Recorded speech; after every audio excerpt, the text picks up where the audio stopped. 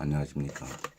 지금부터 이희승 작가가 지은 자신의 일을 최고로 즐길 줄 아는 사람, 행복한 달인이란 좋은 책을 가지고 여러분과 함께 여기에 있는 달인에 대해서 같이 한번 연구해 보도록 하겠습니다. 여기 달인으로 등장하는 인물들은 그 유명한 정주영 고 현대그룹 회장, 오프라 윈프리, 커넬 헬런드 샌더스, 존 템플턴, 메리 케이 애쉬, 파블로 카잘스, 그리고 마지막에 유일한 박사가 되었습니다. 이분들이 우리의 멘토로 생각해서 오늘 소개하려고 하는데, 먼저 이 책의 맨 마지막에 여기에 나온 멘토들을 요약한 부분이 있습니다. 요약한 부분 가운데서 특별하게 강조하고 넘어갈 부분은 오프라 윈프리의 감사한 점 5가지를 매일 하루 동안 찾아서 일기장에 적는 일을 하루도 빼놓지 않고 실천했다고 합니다. 그게 뭔지 한번 확인하겠습니다.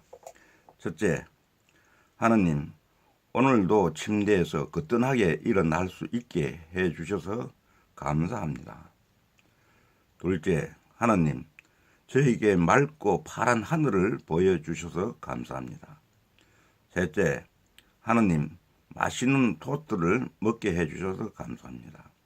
넷째, 하느님, 얄미운 짓을 한 동료에게 화내지 않게 해주셔서 감사합니다.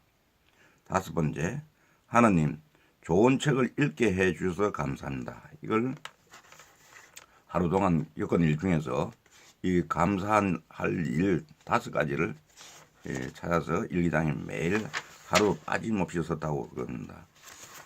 그리고 또 혹시 이 책을 내용을 다 전달하지 못할까 싶어서 여기에 에필로그에 나오는 행복한 달인이 되는 길에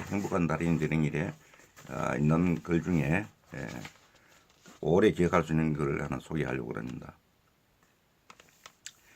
인생길에 비가 내려도 마음속엔 해를 띄워라. 어떤 상황에서도 눈부신 미래를 생생하게 꿈꾸고 10,000번 넘어져도 웃는 얼굴로 다시 일어나라. 언제나 행복을 불러들이는 질문을 던지고 어떤 사람과도 금과 같은 관계를 맺어라.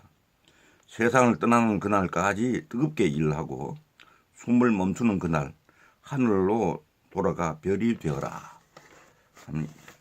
이 부분은 중요하게 생각해서 앞부분에 앞서서 먼저 소개를 드렸습니다. 그럼 다시 이제 자신의 일을 최고로 즐길 줄 아는 사람, 행복한 달인을 한 사람 한 사람 소개해 드리려고 합니다.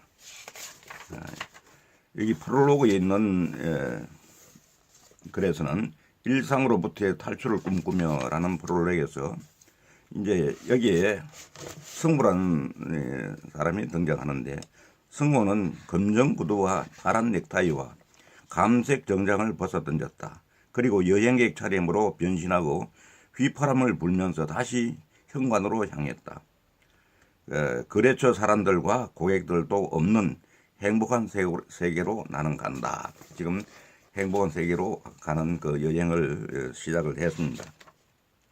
어제와 똑같이 무미건조한 일과를 마치고 회사 동료들과 술집을 찾은 승우는 선배들을 보고는 문득 우울해졌다. 오로지 휴일과 월급날만 바라보면서 사는 그들의 모습에서 몇 년 뒤에 자신의 모습을 보는 것 같았다. 이렇게 얘기합니다. 그리고 내게는 변화가 필요해. 그렇지만 어떻게?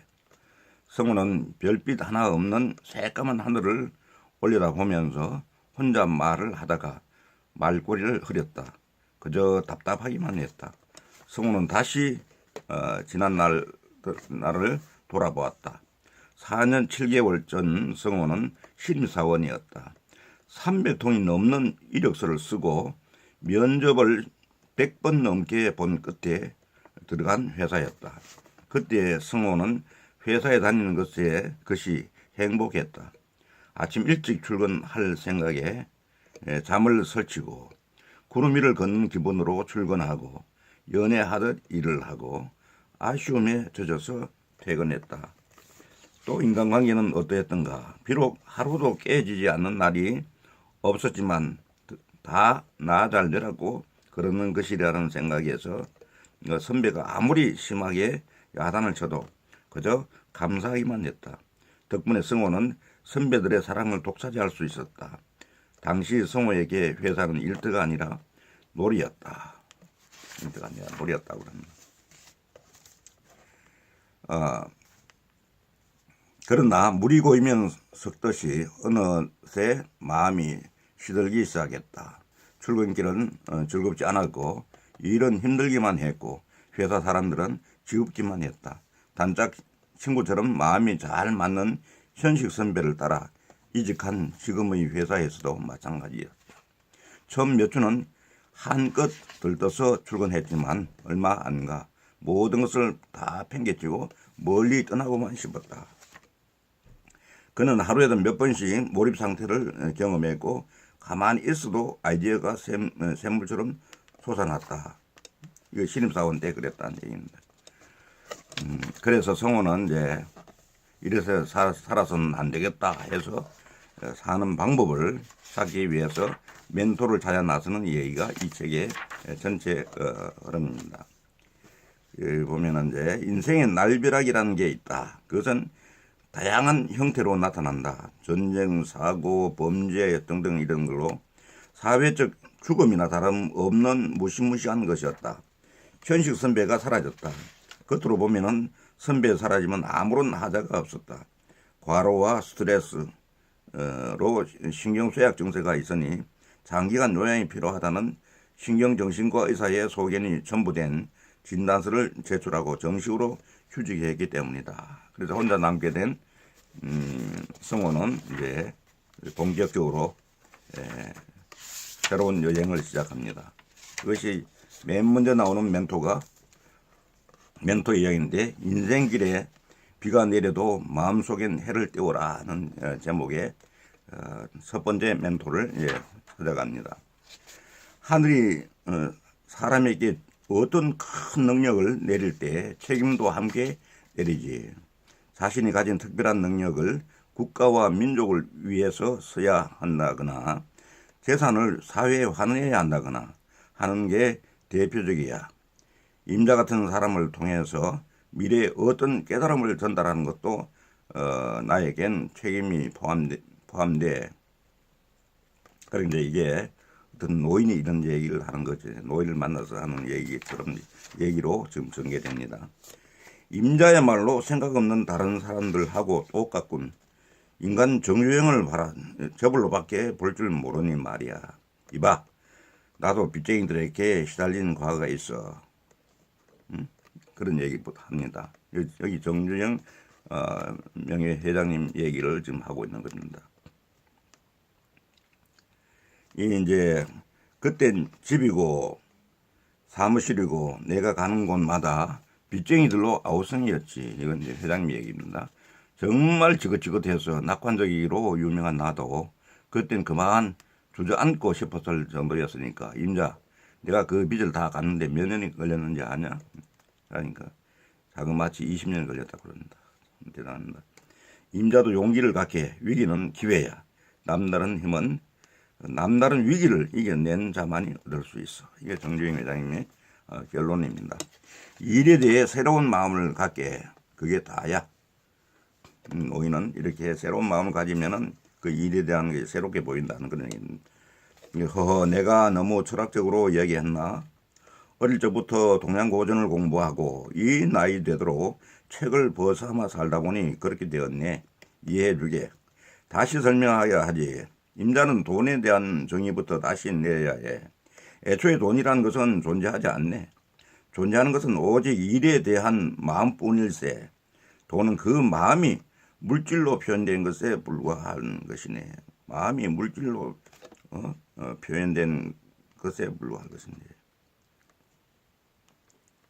아니 골프 VD를 생각할 수 있네.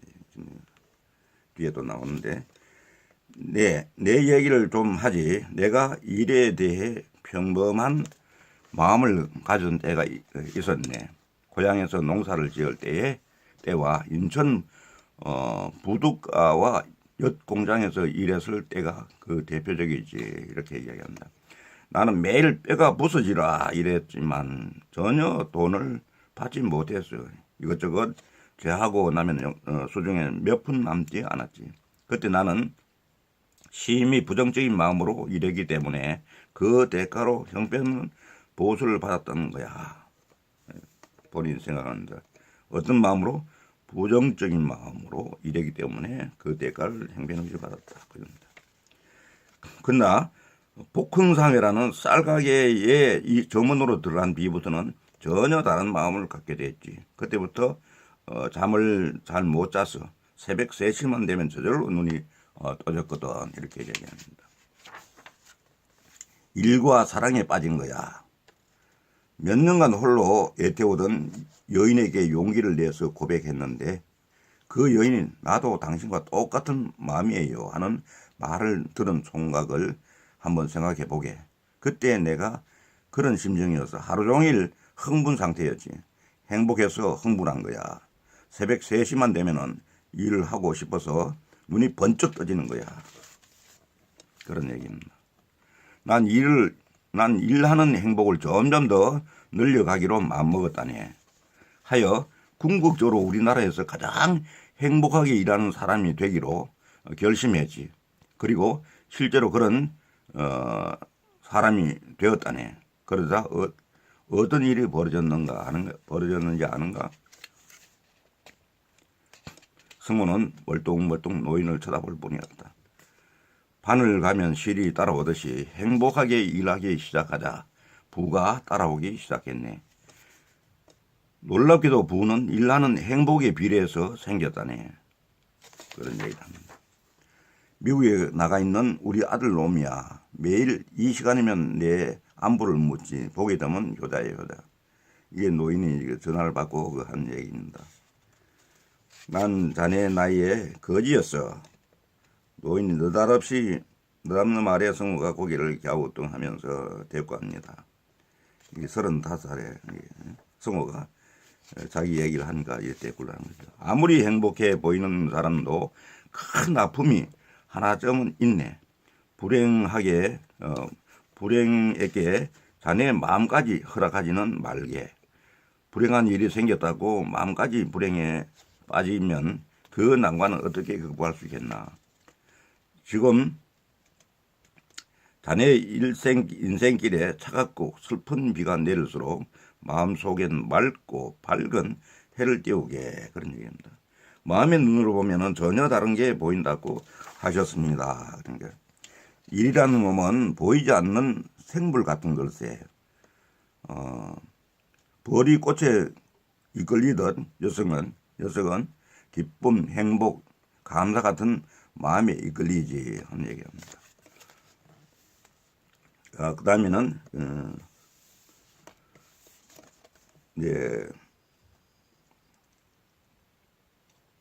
또 성우가 대화를 하는데 행복하게 미소 짓는 얼굴이 사람들의 눈길을 사로잡듯이 행복하게 일하는 마음은 부와 성공을 사로잡는다네. 한편으로 무미건조하게 일하는 마음은 평범한 성과를 불러들이고 부정적으로 일하는 마음은 실패와 가난을 불러들이네. 난 복흥상에서 이 진리를 터득한 뒤 우리나라에서 가장 행복하게 일하는 사람이 되기로 결심을 했고 또 그렇게 살았어. 결과는 임자가 아는 대로야. 난 우리나라에서 가장 큰 부와 성공을 불러들이게 되었다네 하는 얘기입니다. 그리고 행복하게 일하는 마음이 중요하다고 한 얘기입니다. 하늘은 알고 싶으셨던 거야. 정조인이 최악의 상황에서도 전과 다름없이 진심으로 행복하게 일하는지 그렇지 않은지 그런 걸 알아보기 위해서 또한 중간에 시인을 내렸다고 이렇게 해석합니다. 그게 뭐냐면은 고령교 복구공사로 대한민국 최고의 채무자로 전락했던 그 사실을 얘기합니다. 그래서 이 하늘이 거대한 선물을 내려주기 전에 과연 정주영에게 그 선물을 받을 자격이 있는지 시험한 거라고 이렇게 얘기합니다. 참으로 올바른 해석이고 우리가 본받을 부분이라고 생각합니다. 그다음에 이제 또 대표적인 얘기 중에 어떤 나오냐면은 여기 사우디아라비아 그 얘기 나옵니다. 원유를 사려면 달러가 필요하니 사우디아라비아로 가서 건설 공사를 할 수 있는지 알아보라고 이 청와대에서 지시를 내립니다. 그러니까 대통령의 지시가 떨어지고 도사단이 급히 출국해서 돌아와서 보고를 합니다. 뭐냐면 사우디아라비아는 학교 회교 국가라 술집이 없어서 우리 노동자들이 일하기 힘들다. 둘째는 사방에 모래밖에 없어서 우리 노동자들이 일할 환경이 못 된다. 세 번째는 물이 없어서 건설공사가 불가능하다. 이런 보고를 합니다. 이 보고를 알게 된 이 조사단의 보고서를 읽은 이 노인은 이런 내용의 편지를 대통령에게 보냅니다. 첫째, 사우디아라비아에 술집이 없으면 노동자들이 번 돈을 탕진하지 않고 모두 집으로 보내게 된다. 즉 우리나라는 조금이나마 부자 나라가 된다. 둘째는 사방에 널린 모래는 건설 자재로 쓰면 된다. 셋째, 바닷물을 끌어서 담수로 쓰면 된다. 얼마나 놀라운 발견입니까? 생각하긴 나라니까. 그래서 그 멘토의 한마디, 정주영의 멘토의 한마디에서는 장애물은 뛰어넘으라고 있는 것이지 걸려서 없어지라고 있는 것이 아니다. 걸려서 엎어지라고 있는 것이 아니다. 두 번째는 스스로 운이 나쁘다고 생각하지 않는 한 나쁜 운이란 없다. 세 번째는 할 수 있다고 생각하면 할 수 있다. 누구나 무슨 일이든 할 수 있다. 모든 일은 가능하다고 생각하는 사람 앞에서만 가능하다. 이렇게 얘기합니다. 두 번째 멘토의 얘기는 어떤 상황에서도 눈부신 미래를 생생하게 꿈꾸라 하는 이야기입니다. 오프라 윈프리 얘기입니다. 여기 보면은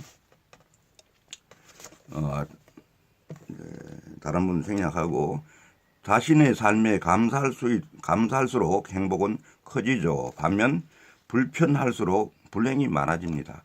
일도 마찬가지라고 생각해요.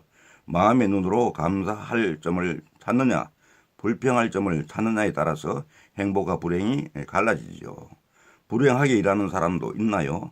사람들은 대부분은 그냥 일하지 않나요? 이러니까 당신이 말하는 그냥이 불행하게 일하는 거예요. 물론 당사자들은 잘 모르겠죠. 주변에 비교할 대상이 없을 테니까요. 내 경우를 예로 들면 말이죠. 난 출근길이 마치 축복처럼 느껴진답니다. 신호등 때문에 차가 잠시 멈춰설 때면 지나가는 사람 아무나 붙잡고 이렇게 말하고 싶은 심정이죠. 이봐요. 당신 오늘 정말 멋지네요. 사랑 멋있는 커피, 저랑 맛있는 커피 한 잔 하실래요? 그리고 회사에서는 완벽에 가까운 충만한 느낌에 젖어 일한답니다. 퇴근할 때면 가슴 속에 환한 별 한 개가 떠 있는 듯한 모습이죠. 그렇게 합니다. 안타깝게도 어떤 사람들은 아무런 감동 없이 일하고 있지요. 그게 바로 불행입니다. 깨어있는 시간의 절반 이상을 무미건조하게 보내는 삶. 좀 과장하면은 그것은 인간이 받을 수 있는 가장 큰 형벌 중에 하나라고 또 할 수 있어요. 이렇게 얘기합니다. 행복은 마음먹기에 달렸다는 사실을 깨닫고 적극적으로 행복을 찾아 나서는 습관을 가진 사람들이죠. 뭐냐면은 행복 유전자를 가지고 있다거나 뭐 이런 게 아니라 그렇다는 거죠. 내 얘기를 해볼게요. 내 첫 직장은 식료품 가게였습니다. 난 그곳에서 사탕이나 껌을 팔았죠. 그러다가 방송국에 들어가게 되었어요. 내가 방송을 잘해서 그렇게 된 것이 아니에요. 정부가 그동안 소수민족과 여성을 차별한 것을 보상하는 의미로 실시한 소수계 우대 정책 덕분이었죠. 어쨌든 난 최선을 다했어요. 내가 꿈꾸었던 직장이었으니까요. 그러나 현실은 차갑기만 했어요. 나는 오래지 않아 방송국에서 처치곤란한 인물로 전락했거든요. 또 실제로 좌천되었죠. 만일 성호 씨에게 이런 상황이 닥치면 어떻게 하겠겠어요? 이렇게 합니다. 비현실적인 결과를 이끌어내려면 어떻게 해야 할까요? 비현실적인 생각을 하고 비현실적인 행동을 하면 됩니다. 고 이야기합니다. 그러면은 내가 처음에 말한 성공한 사람들도 마찬가지예요. 그들은 신입사원 시절부터 지금까지 회사 일과 관련된 모든 것을 설령 나쁜 것일지라도 감사에 넘치는 마음으로 받아들이는 습관이 있어요. 그런 아름다운 마음이 그들을 돋보이게 하고 성공과 행복으로 이끌었다고 할 수 있죠. 인생도 마찬가지라고 생각해요. 우리가 불행에 대해서 비상식적으로 반응할 때 비상식적인 결과를 얻을 수 있다고요. 그렇게 해요. 그리고 오프라는 우울한 시선으로 삶을 바라볼 때가 있답니다. 오프라도 우울한 시선으로 삶을 바라볼 때가 있답니다. 그녀는 아직도 어린 시절의 기억 때문에 괴로워하곤 하죠. 그녀의 내면으로 빛이 들어가는데 아주 오랜 시간이 걸렸답니다. 난 지금도 그녀에게 빛이 들어갈 수 있도록 그녀 내면의 문을 조금씩 열고 있는 중이랍니다. 이렇게 합니다. 이게 보면 오프라 윈프리의 그 어려운 상황은 우리가 알고 있지 않습니까? 9살 때부터 그런 고통을 겪었고 성폭행은 한 번도 끝나지 않았고 그다음에 그 참 이런 마약을 했고 이런 경우를 다 겪었습니까? 그래서 이제 겪고 난 뒤에 난 예수님에 대한 믿음으로 고통을 극복했답니다. 지금도 예배와 기도를 통해서 고통을 현명하게 다루는 법을 배우고 있죠. 어떤 사람에게는 절대적인 존재가 어떤 사람에게는 회의적인 존재일 수도 있다는 게 특이하네요. 강간을 당하고 학대를 당하고 매질을 당하고 세상에서 거부만 당하던 그 시절에 내가 의지할 수 있었던 존재는 오직 예수뿐이었죠. 예수님뿐이었죠. 그분은 하나님이시면서 사람들에게서 무시당하고 거부당하고 배신당하고 침뱉음을 당하고 이런 걸 당했지 않습니까? 난 성경 속에서 두 가지의 위대한 행복의 비결을 발견했어요. 첫째는 진정한 감사, 둘째는 완전한 믿음이에요. 지금부터 내가 하는 말은 종교의 차원을 떠나서 하는 거예요. 성경은 종교 경전이기도 하지만은 무궁무진한 지혜를 담고 있는 책이기도 하잖아요. 당신이 깨달은 지혜를 좀 나눠주세요 하니까 첫 번째 비결부터 설명하죠. 성경에 이런 말이 있어요. 항상 기뻐하라. 쉬지 말고 기도하라. 범사에 감사하라. 놀라운 것은 기뻐하라는 말 앞에 항상이라는 단어가 있고 감사라는 말 앞에는 범사 모든 일이라는 단어가 있다는 사실이에요.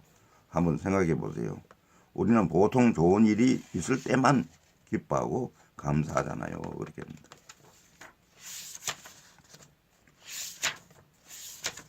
그리고 세 번째 멘토는 10,000번 넘어져도 웃는 얼굴로 다시 일어나라.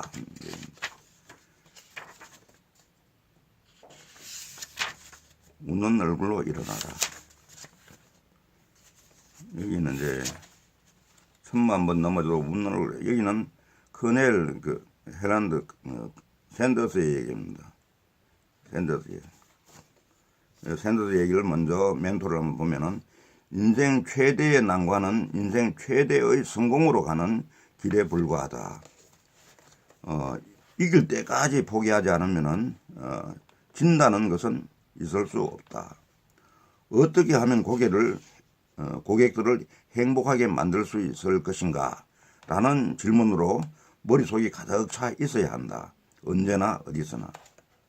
사람들을 즐겁게 만들어주고 하나님을 기쁘게 하는 삶을 살아라. 성공은 이런 삶의 연장선에 불과하다. 이렇게 얘기합니다. 여기에 샌더스는 참으로 유명한 사람이죠. 여기 한 일화를 보면은 성호는 그만 입을 다물어 버리고 말았다. 70세를 바라보는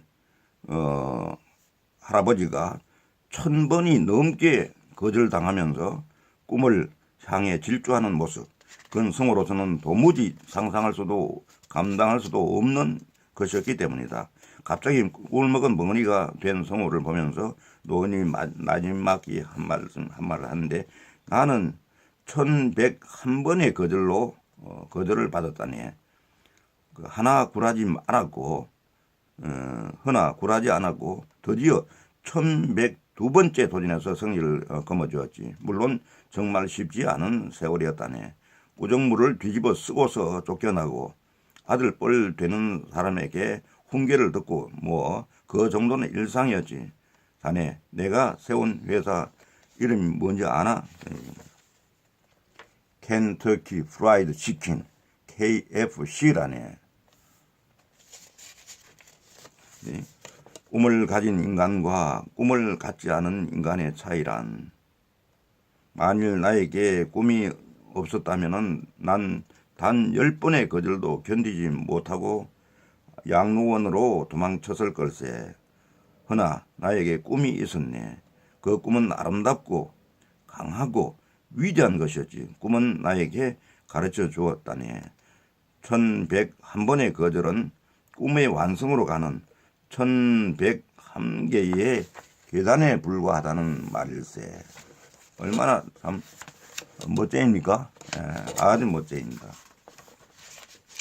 그 다음에 네 번째 멘토, 언제나 행복을 불러들이는 질문을 하라고 얘기합니다. 언제나 행복을 불러들이는 질문을 하라고 얘기합니다.